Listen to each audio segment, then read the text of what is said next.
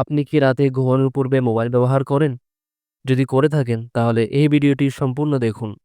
কারণ এই ভিডিওতে আমি আলোচনা করব এমন ৫টি ক্ষতিকর দিক সম্পর্কে যা আপনার জীবনকে ধ্বংসের মুখে ঠেলে দিতে পারে। তো আসুন এক এক করে আমরা জেনে নেই রাতের বেলা মোবাইল ব্যবহার করলে আমাদেরকে কি কি ক্ষতির সম্মুখীন হতে হবে। নাম্বার 1, রাতে মোবাইল স্ক্রিনের নীল আলো বা ব্লু লাইট আমাদের মস্তিষ্কে মেলাটোনিন নামক ঘুম হরমোনের নিঃসরণকে কমিয়ে ফেলে। ফলে ঘুম আসতে দেরি হয় এবং ঘুমের গুণগত মান দিনে দিনে কমতে শুরু করে। এর ফলে পরের দিন ক্লান্তি, মনোযোগের অভাব এবং কর্মক্ষমতা হ্রাস পেতে শুরু করে।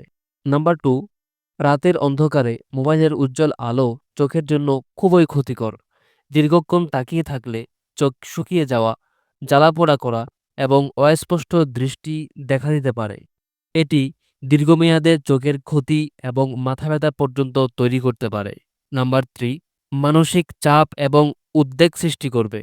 রাতে সোশ্যাল মিডিয়া, খবর বা গেমস খেলায় অতিরিক্ত জড়িয়ে পড়লে মস্তিষ্ক অতিমাত্রায় উত্তেজিত হয়ে যায়, যার ফলে উদ্বেগ, অতিরিক্ত চিন্তা এবং বিষণ্ণতা সৃষ্টি হতে পারে।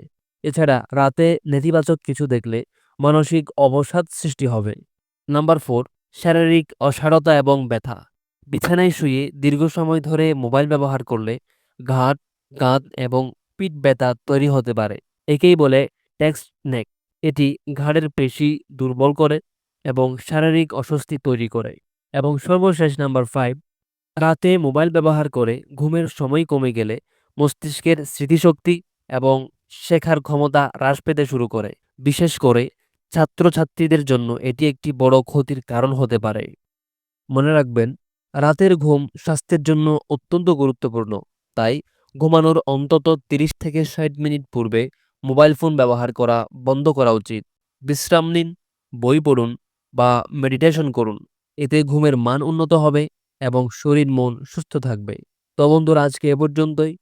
যদি ভিডিওটি ভালো লেগে থাকে অবশ্যই লাইক, কমেন্ট এবং চ্যানেলটিকে সাবস্ক্রাইব করে রেখো।